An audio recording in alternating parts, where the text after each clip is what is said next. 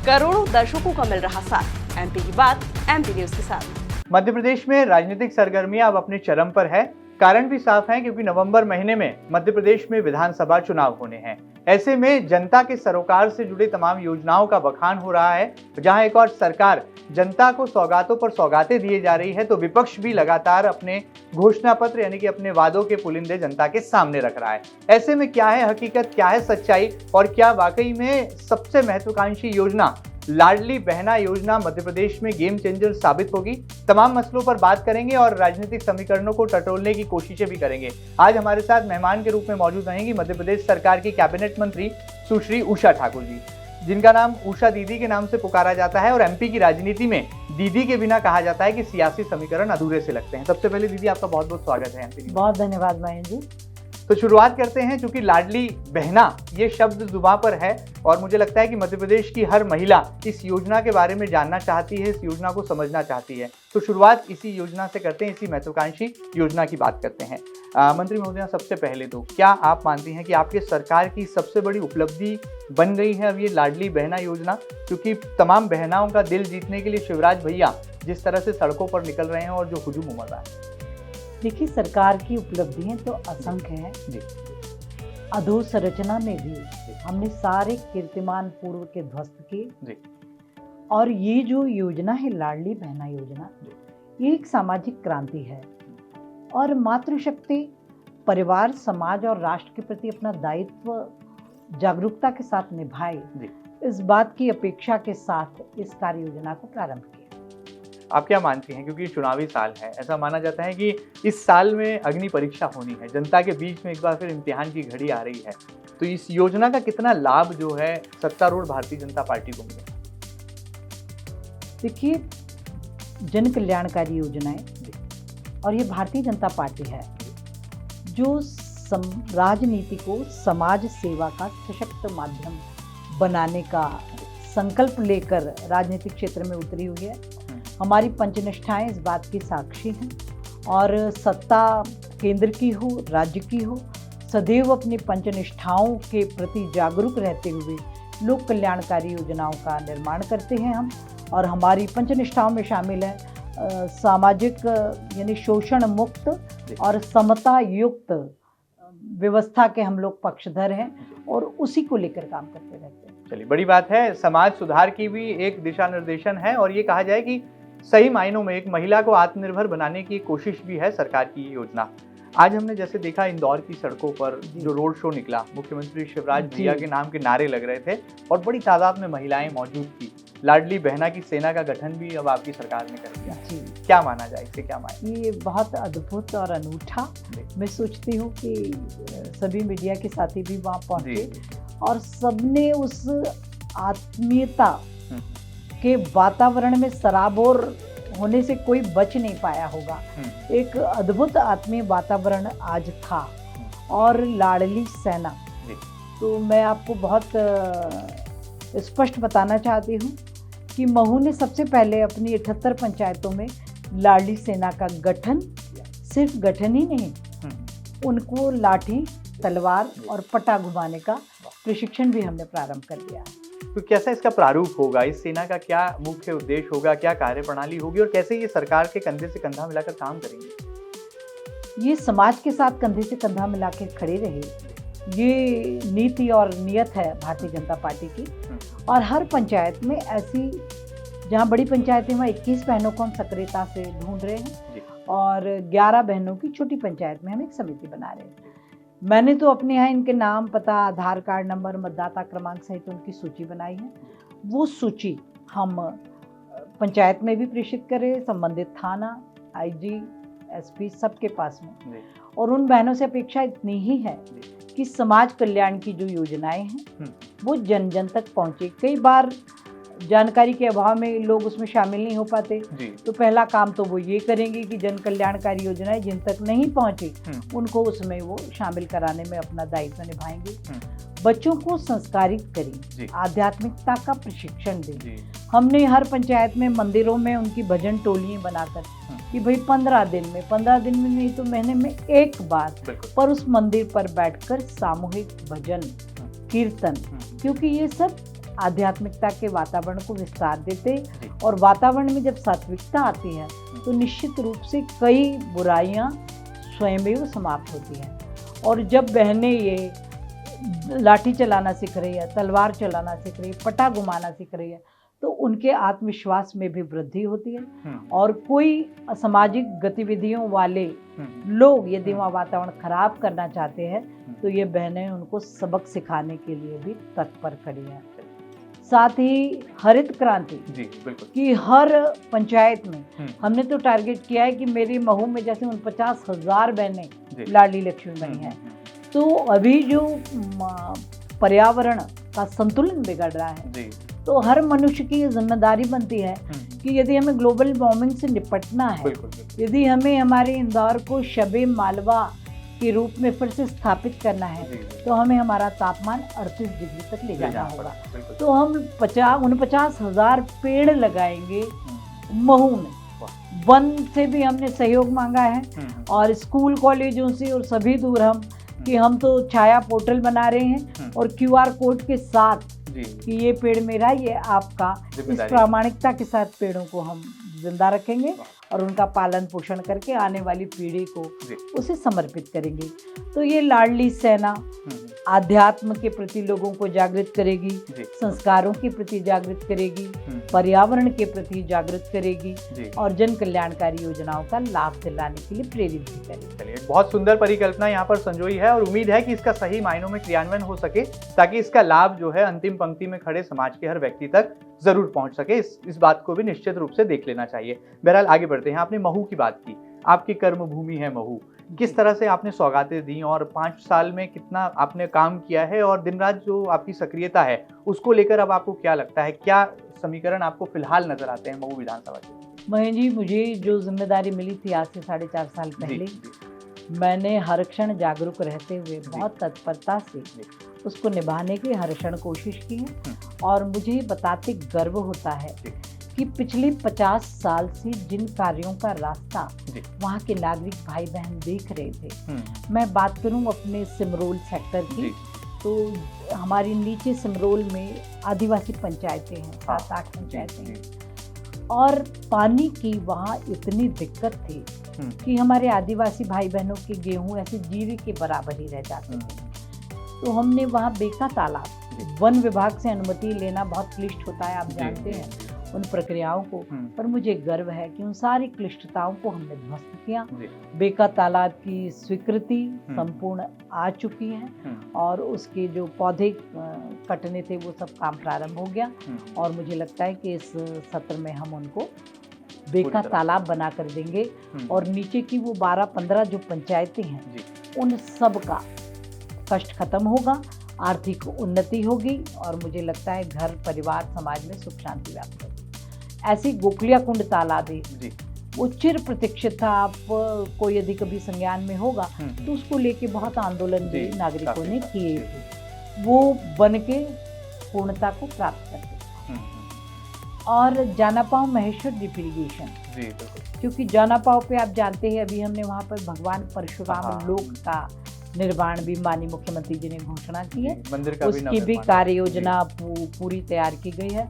और पर्यटन विभाग से हम ध्यान कुटीर, और वो अद्भुत दृश्य होगा जानापाव पहाड़ी का, वहाँ जानापाव महेश्वर ड्रिप इरिगेशन, ये 1090 करोड़ की योजना है और बहुत ही असंभव सी। आप सोचिए कि 582 मीटर पानी ऊपर चढ़ेगा और संपूर्ण महू की प्यास बुझेगी, और भगवान परशुराम जी का आशीर्वाद, महर्षि जमदग्नि, मां रेणुका, हम उस पहाड़ी को भी औषधीय पेड़ों से सुसज्जित कर रहे हैं। और सबसे ज्यादा मुझे कुछ अच्छा लगता है तो मुझे लगता है कि ये मेरी पुण्याई, ये जन सेवा का आशीर्वाद है कि 7 नदियां जिनके उद्गम स्थल रोड बनाने से बंद हो गए थे पहाड़ों पर, हम उन 7 उद्गम स्थल को खोल रहे हैं और सड़क एक तरफ से चढ़ने के लिए और पहाड़ की दूसरी तरफ से उतरने के लिए बना रहे हैं। बड़ी बात है, यानी कि विकास भी जो है चौतरफा हुआ है, और सबसे बड़ी बात जो आपने कही है कि तालाबों का निर्माण हुआ है और एक तरह से जीर्णोद्धार भी किया गया है। तालाब, अमृत महोत्सव के जितने तालाब थे वो सभी जो सर्वाधिक महू में बने। इसलिए मऊ को सौगातें भी मिली हैं और पिछले 4.5 सालों में लगातार जो है उन्होंने पर्यावरण की दिशा से लेकर विकास, इन दोनों मामलों में संतुलन बनाया है, ऐसा कुछ दावा है मंत्री सुश्री उषा ठाकुर जी का। लेकिन उषा दीदी, उसके बाद भी ऐसा लगता है कि आपके बारे में कहा जाता है कि दीदी को जहां से चुनाव लड़ा दो वो जीत जाती है। मऊ में एक बार फिर चर्चाएं हैं कि दीदी मऊ से नहीं, इस बार कहीं और से लड़ेंगे, प्रयोग होगा और फिर दीदी जीत के आएंगी। कितनी सच्चाई है? जनता का आशीर्वाद सदैव मेरे साथ होता है।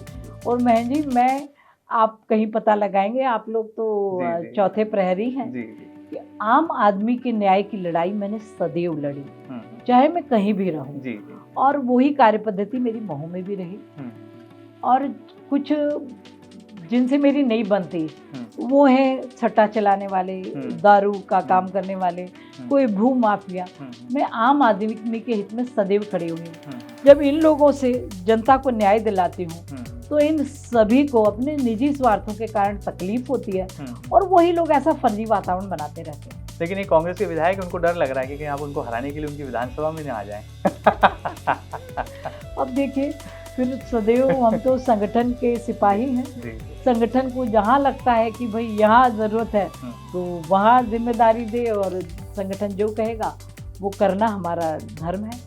बहुत बड़ी बात है, संगठन जो कहेगा वो उस आदेश का पालन करना हमारा धर्म है, ऐसा कुछ यहाँ पर कहना है मंत्री उषा ठाकुर जी का। बहरहाल मध्य प्रदेश की राजनीति में ये माना जाता है कि वो जब भी कुछ कहती हैं तो बड़ा परख कर कहती हैं और बड़े ही बेबाक अंदाज में कहती हैं। ऐसे में एक जाहिर तौर पर एक सवाल है, पिछले दिनों मध्य प्रदेश में मानवता शर्मसार हुई। एक ऐसा कांड हुआ, सीधी की घटना का मैं जिक्र कर रहा हूँ, एक ऐसी घटना जिसको लेकर राजनीति भी हुई और मुख्यमंत्री जी ने अपनी सादगी भी पेश की। उस आदिवासी को बुला करके उसके पैर धोए और उसकी मदद की। सरकार पूरी तरह से पलक पावड़े बिछाकर उसके सामने खड़ी। ऐसी घटनाओं को लेकर एक राजनेता से इतर आप क्या मानती हैं? इसको क्या माने? नैतिकता का किस हद तक पतन हो रहा है? और आज ही हमने पढ़ा, बीजेपी के प्रदेश अध्यक्ष वी डी शर्मा जी का कहना है कि ये घटना तो कांग्रेस के कार्यकाल की है, लेकिन ये घटना किसी के भी कार्यकाल की हो, इस घटना का होना ही कार्यकाल की समाज मनुष्यता के लिए शर्मसार जी, क्या मानते और मैं ये संपूर्ण समाज से जी और हर नागरिक से जी हाथ जोड़कर प्रार्थना करती हूँ कि ऐसी घटनाएं मनुष्यता को शर्मसार करती हैं। नैतिक दायित्व हम सबका ये बनता है कि इस प्रकार की घटनाएं समाज में किसी भी कीमत पर ना हो। मेरा प्रश्न उस व्यक्ति के लिए है कि नशे में धुत व्यक्ति अपनी सारे नैतिक जिम्मेदारियों को भूल ही जाता है। उसने जो किया शर्मनाक था, कठोरतम दंड मिला, सरकार ने, विधान ने अपना काम किया, पर समाज की क्या ड्यूटी थी? मैं उस बंदे को ढूंढ रही हूँ जो उसको क्या संज्ञा दूं कि वो मनुष्यता का द्रोही है जो उस वीडियो को बना रहा था। बिल्कुल ठीक बात है, बिल्कुल ठीक बात है। वीडियो बनाना जरूरी था या ऐसी हरकत करने वालों को रोक कर सबक सिखाना और दंडित करना जरूरी था? ठीक बात है। तो ये जो वीडियो बाजी का शौक जो लग गया है, ये नैतिकता और मनुष्यता दोनों को शर्मसार कर रहा है। हम सबको, मैं सोचती हूँ कि जो धाराएं जी करने वाले पर लगी, बिल्कुल वो ही धाराएं वीडियो बनाने वाले पर जिस दिन लग जाएंगी, बिल्कुल उस दिन समाज में इस प्रकार की कोई त्रुटि कहीं दिखाई नहीं देगी। बिल्कुल ठीक बात। लेकिन एक और इसमें पहलू जोड़ूंगा कि ऐसी घटनाएं बार बार हो रही हैं। हमने देखा ग्वालियर का भी एक वीडियो आया जिसमें कार में कुछ एक युवक की पिटाई कर रहे हैं, एक राऊ विधानसभा क्षेत्र का है। तो ये कहीं ना कहीं सोशल मीडिया के साइड इफेक्ट्स भी हैं। आपको लगता है इसके दुष्परिणाम भी अब सामने आने लगे हैं? ये सोशल मीडिया के साइड इफेक्ट्स तो है ही, साथ ही समाज में संस्कारों का अभाव, बिल्कुल ठीक बात, बहुत गहरी और आध्यात्मिकता के प्रशिक्षण की कमी, जब दोनों ये क्षीण होते हैं तो फिर समाज में ऐसी बुराइयां व्याप्त हो जाती हैं। बहुत बड़ी बात है, बहुत गहरी बात है। बहरहाल श्रवण, चिंतन और मनन, ये तीनों पहलू होना जरूरी है और शायद समाज में इसका अभाव है और संस्कारों का भी अभाव है, ऐसा कुछ कहना है यहाँ पर मंत्री महोदया का। बहरहाल इस तरह की घटनाओं की पुनरावृत्ति ना हो और भविष्य में ऐसी मध्य प्रदेश को शर्मसार कर देने वाली, लज्जित कर देने वाली घटनाएं ना देखने को मिले, ऐसी प्रार्थनाएं जरूर हम यहाँ पर एक जिम्मेदार नागरिक होने के नाते कर सकते हैं। क्योंकि यहाँ पर काम सरकारों का नहीं है, कानून का नहीं है, यहाँ पर एक मनुष्य से मनुष्य के जागरण का काम है। और नैतिकता के पतन में आ रही गिरावट को लेकर चिंतन और मनन का भी यहाँ पर दायित्व उठता है। बहरहाल आगे बढ़ते हैं, राजनीतिक सवाल अब यहाँ पर बहुत सारे पूछ चुका हूँ। मध्य प्रदेश में आप क्या मानती हैं, क्योंकि कमलनाथ कांग्रेस पार्टी के प्रदेश अध्यक्ष हैं, पूर्व मुख्यमंत्री हैं, वो भी दावे कर रहे हैं, कह रहे हैं कि नारी सम्मान हम करेंगे, गैस की टंकी में 500 रुपये में आपको देंगे। इस तरह के दावों में कितनी हकीकत आपको दिखाई दे रही है चुनावी? देखिए, उनके दावों से मध्य प्रदेश की जनता भली भांति परिचित है जी। कि 15 महीने जब उनको दायित्व दिया प्रदेश की जनता ने, उन्होंने जितने वादे किए थे उनमें से कोई एक वादा भी वो पूरा नहीं कर पाए। प्रदेश की जनता इस बात को भली भांति जानती है। आप कहीं जाइए, इंटीरियर में जाइए, ग्रामीण में जाइए, शहरी क्षेत्र में जाइए, हर आदमी जानता है कि कोई वादा वो जो कहते हैं उन्हें करना ही नहीं है। तो उनकी बात पे मध्य प्रदेश की जनता पे भरोसा करती है। लेकिन राजनीतिक विश्लेषक कहते हैं कि एंटी इनकम्बेंसी फैक्टर भी अपना काम करता है, सत्ता विरोधी लहर भी होती है। आप जानते हैं कि ये जो विश्लेषण आते हैं, जो सर्वे होते हैं, ये कई प्रकार से प्रेरित और प्रायोजित भी होते हैं। तो बात तो जनता के दिल और दिमाग की है। जिस दिन मतदान होगा, इस बार हम 51% से अधिक मत लेकर हमारी सरकार बनाएंगे। वाह, बड़ी बात है। यही लोकतांत्रिक देश की खूबसूरती भी है कि यहाँ पर जनता ही जनार्दन होती है और वो जो फैसला सुनाती है वो शिरोधार्य होता है। और भारतीय जनता पार्टी जनता के सरोकार वाली पार्टी है, ऐसा कुछ कहना है मंत्री उषा ठाकुर जी का। आगे बढ़ते हैं, चुनावी साल की भी बातें हो गई, आने वाले दिनों में इम्तिहान की घड़ी भी आने वाली है। हम जब इंदौर की या मध्य प्रदेश और मालवा की राजनीति की बात करते हैं तो पहले यहाँ पर एक दौर था जब कहा जाता था ताई और भाई, फिर अब गुरु भी पिछले दिनों जो हैं सक्रिय हुए। और ऐसे में इन तमाम बड़े राजनेताओं के बीच में दीदी का एडजस्टमेंट बहुत मजबूत है, बहुत तगड़ा है और दीदी सबके दिल में जगह बना लेती हैं। कैसे ये सामंजस्य आपने मालवा की राजनीति में बैठा रखा है?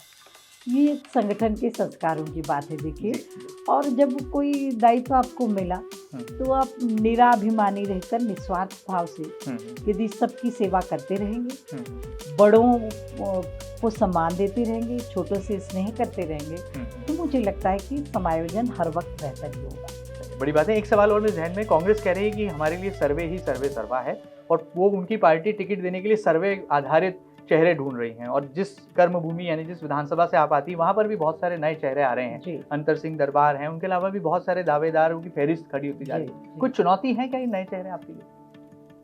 मुझे लगता है भारतीय जनता पार्टी ने जितने विकास कार्य किए, जितनी जन कल्याणकारी योजनाएं बनाई, राजनीति को समाज सेवा का सशक्त माध्यम बनाया, मुझे नहीं लगता कि कोई चेहरा कहीं भी चुनौती है। अच्छा, जाते जाते मध्य प्रदेश सरकार में कैबिनेट मंत्री रहते हुए पर्यटन, संस्कृति, धर्म, तमाम मंत्रालय की जिम्मेदारी आपके कंधों पर है। कितना कुछ आप मध्य प्रदेश की 8.5 करोड़ जनता को आप दे पाएं और आने वाले दिनों में क्या सौगातों का पिटारा आपका मंत्रालय भी खोलने वाला है, क्योंकि पर्यटन की दृष्टि से मध्य प्रदेश में अपार संभावनाएं हैं? जी, निश्चित रूप से। और मुझे लगता है कि मेरा वो विभाग जो राजधानी तक सीमित था, मैंने जन जन तक उसको पहुंचाने का प्रयास किया माननीय मुख्यमंत्री जी के नेतृत्व में। आप सोचिए कि पहले पुजारियों को, हम मध्य प्रदेश में शासन संधारित लगभग 21,000 मंदिर हैं। उन पुजारियों को पहले नाम मात्र का मानदेय मिलता था, अभी सबका मानदेय 5,000 हुआ है। और पुजारियों से भी हमने अपेक्षा की कि यदि कोई मंदिर है तो सामाजिक जन जागरण का केंद्र बने। हम पुजारियों के प्रशिक्षण भी अभी तो संभागवार प्रारंभ कर रहे और उनसे ये अपेक्षा कर रहे कि हर मंदिर के सराउंडिंग एरिया में 62 लोगों की सूची बनाएं, नाम, पता, आधार कार्ड और मोबाइल नंबर सहित। जिस देवी देव का विग्रह है उसकी प्रार्थना वो वहाँ के बच्चों को कंठस्थ कराएं।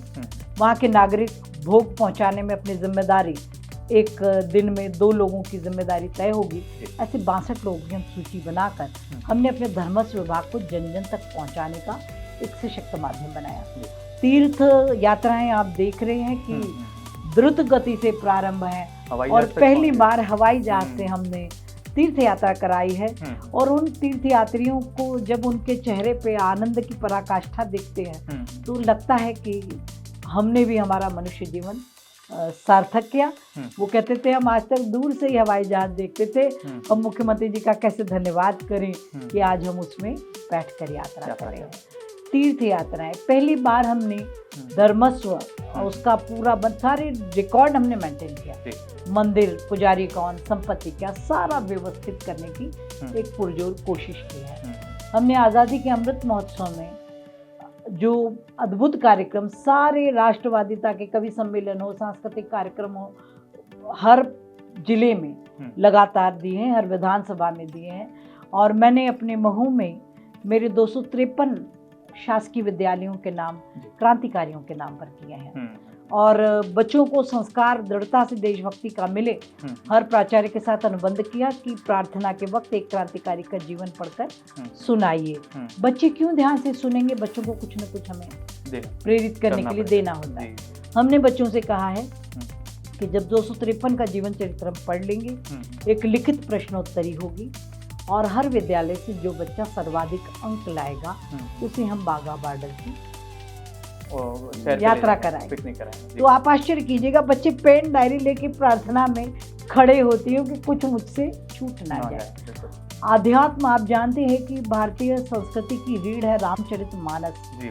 आज का वेल क्वालिफाइड व्यक्ति गोल्ड मेडलिस्ट भी हो, मैंने कई बार परीक्षण किए कि भाई जरा रामचरितमानस पढ़ के बताइए, तो बेहद दुख के साथ मुझे कहना पड़ता है कि छंद दोहा सोठा कैसे पढ़ें, ये आज की वेल क्वालिफाइड पीढ़ी नहीं उच्चारण ही नहीं कर सकती। और मेरी मान्यता है कि यदि समाज जीवन से रामचरितमानस हट गया तो वो तो हमारी संस्कृति की रीढ़ है। तो अभी हमने रामचरितमानस के अयोध्या कांड को लेकर एक ऑनलाइन परीक्षा की थी और उसमें भी अद्भुत उपहार रखा था कि 52 जिलों में जो सर्वाधिक अंक लाएगा विद्यार्थी जगत से ऐसे 4 और आम नागरिक से भी 4, ऐसे 8 लोगों को हम हवाई टैक्सी से अयोध्या जी के दर्शन कराएंगे। मुझे कहते हर्ष है कि 172 लोग इसमें चयनित हुए और उन सबको हम अयोध्या जी के दर्शन करा के ला पाए। पर्यटन के क्षेत्र में भी हम नवाचारों को नए नवाचारों को लेकर हुआ है। कोविड की विभीषिका ने सबको हिला दिया। माननीय प्रधानमंत्री जी का भी निर्देश था कि ऐसे समय हमें स्पिरिचुअल टूरिज्म के लिए काम करना चाहिए। तो हम सारे स्पिरिचुअल टूरिज्म, आप महाकाल महालोक को आप देख ही रहे, आचार्य शंकर न्यास अद्वैत का एक ऐसा संस्थान बनेगा कि विश्व के लोग वहाँ अध्ययन अध्यापन के लिए आ पाएंगे। ऐसे हम परशुराम लोक हम जाना पाव पे बना रहे, देवी लोक हमने सलकनपुर में बनाया, राम सांगरी में हमने हनुमान लोक हम बनाने जा रहे हैं। तो ये जो अद्भुत विरासत है ये आने वाली पीढ़ी को आध्यात्मिक दृष्टि से, संस्कार दृष्टि से दृढ़ता प्रदान करेगी। हमने ये जो होटल्स, क्योंकि लोग अब भौतिकता से ऊब से गए हैं, प्राकृतिक वातावरण में मौलिकता के वातावरण में जीना और रहना चाहते हैं। समाज की, नागरिकों की नब्ज को पकड़ते हुए हमने होम स्टे, एग्रो स्टे, इन सब को द्रुत गति से विस्तारित किया है। और मिलेट्स, श्री अन्न, हमारे जितने भी आउटलेट्स हैं, 67 हमारी प्रॉपर्टीज हैं, सभी में हमने इसको युद्ध स्तर पर प्रारंभ किया है। आपने सवाल किया, मेरे जहन में एक और सवाल एकदम याद आया कि हिंदू राष्ट्र की बात बहुत समय से सुन रहे हैं और बड़े बड़े संत जो हैं इसकी मांग कर रहे हैं। एक मंत्री होने के नाते, एक राजनेता होने के नाते, हिंदुत्ववादी आपकी छवि भी है, उस नाते क्या आप भी मानती हैं कि हमारे देश को अब जो हिंदू राष्ट्र घोषित कर देना चाहिए? क्यों नहीं करना चाहिए, हिंदू राष्ट्र घोषित होना ही चाहिए। इसके पीछे क्या तर्क है, क्योंकि इसको बड़ा बहस का विषय है, इस पर कई पहलू हो जाते हैं। मत आप इसको बहस में भी मत उलझाइए, और कोई पहलू नहीं है इसके पीछे। इसके पीछे सबसे बड़ी बात है कि आपको पहले तो हिंदुज़म को समझना होगा। हिंदू राष्ट्र चाहिए क्यों?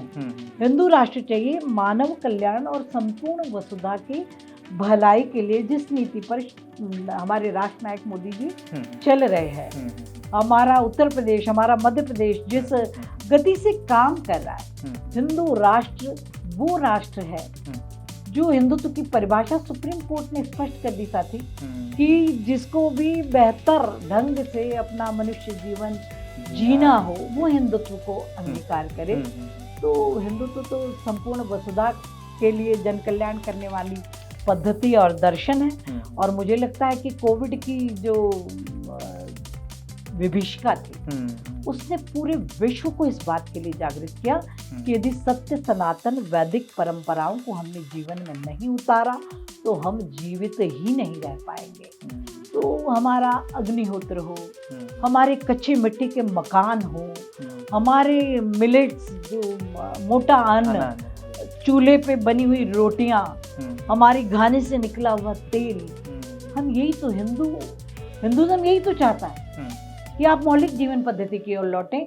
तो ये जो रोगों ने घेर लिया, अंबार बीमारियों का बढ़ गया, इन सब से यदि मुक्त होना है संपूर्ण विश्व को, तो उसे सनातन की इस हिंदूवादी पावन परंपरा को अपनाना ही होगा।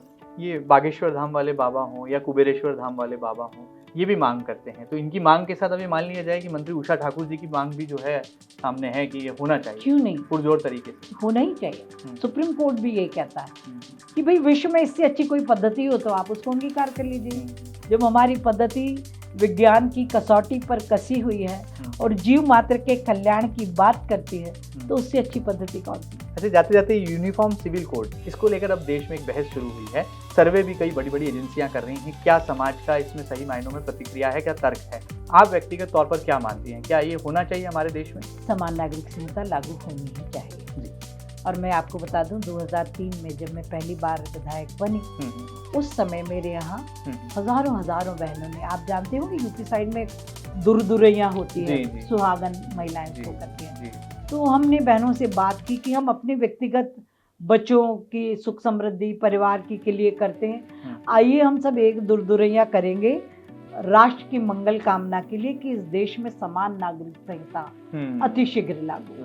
और मुझे बताते हर्ष है, आपको 20 सालों बाद आप इंदौर के हैं, आपके पास प्रमाण भी दे सकती हूँ मैं, ये हजारों की संख्या में, यानी हमने 5,000 बहनों के दुरदुरैया के कार्यक्रम किए मंडलवार, जिसमें बहनों ने बस इस बात के लिए व्रत रखा था कि हे प्रभु इस देश में समान नागरिक संहिता लागू हो जाए। और मुझे आज कहते बहुत हर्ष है कि समान नागरिक संहिता लागू होगी, इसमें कोई दो मत अब किसी को कहीं दिखाई नहीं देता। जाते जाते क्या है दीदी के मन की बात, क्योंकि हम प्रधानमंत्री मोदी के मन की बात सुन लेते हैं, शिवराज जी की बात मंच से आ जाती है, तो बीजेपी की दीदी और मंत्री उषा ठाकुर जी के मन की बात क्या है, जाते जाते एमपी न्यूज के दर्शकों के लिए और मध्य प्रदेश की जनता के लिए? मेरी मन की बात यही है जी कि हम सब अपने नैतिक और नागरिक दायित्वों का पालन मेहनत, लगन और ईमानदारी के साथ करें। तो मुझे लगता है 21वीं शताब्दी के जगत गुरु भारत निर्माण में मध्य प्रदेश अपनी भूमिका बहुत बेहतर तरीके से निभा पाएगा। चलिए, बहुत सुंदर जवाब, बहुत सुलझा हुआ जवाब और बड़े ही सूझबूझ के साथ तमाम सवालों के बेबाक जवाब दिए हैं मंत्री उषा ठाकुर जी ने। और उम्मीद की जा सकती है कि राजनीति के इस प्रदूषण में कुछ शुद्धिकरण की आवश्यकता है और कुछ ही राजनेता ऐसे होते हैं जो कि इस शुद्धिकरण की दिशा में अपनी दशा और आगे कदम ताल बढ़ाते हैं। उन्हीं राजनेताओं में से एक हैं उषा ठाकुर जी। अपनी बेबाक छवि और निडर और दबंग कार्यशैली के लिए जानी जाती हैं। महू उनकी कर्मभूमि जरूर है, लेकिन यदि पार्टी कहीं से भी आदेश देगी तो चुनाव लड़ने के लिए वो तैयार हैं और आने वाले दिनों में जनता की कसौटी पर वो सामने खरा उतर कर भी दिखाएंगे। ये बातचीत आपको कैसी लगी हमें जरूर बताइएगा और ताजा तरीन खबरों के लिए लगातार बने रहिएगा आपके अपने न्यूज चैनल एमपी न्यूज के साथ। फिलहाल दीजिए इजाजत, नमस्कार, धन्यवाद। एमपी की नब्ज, एमपी का हाल, मध्य प्रदेश की हर खबर एमपी न्यूज टीवी के साथ। लगातार खबरों के लिए सब्सक्राइब करें हमारा YouTube channel MP news TV. Latest updates के लिए बेल आइकन दबाना जरा भी न भूलें।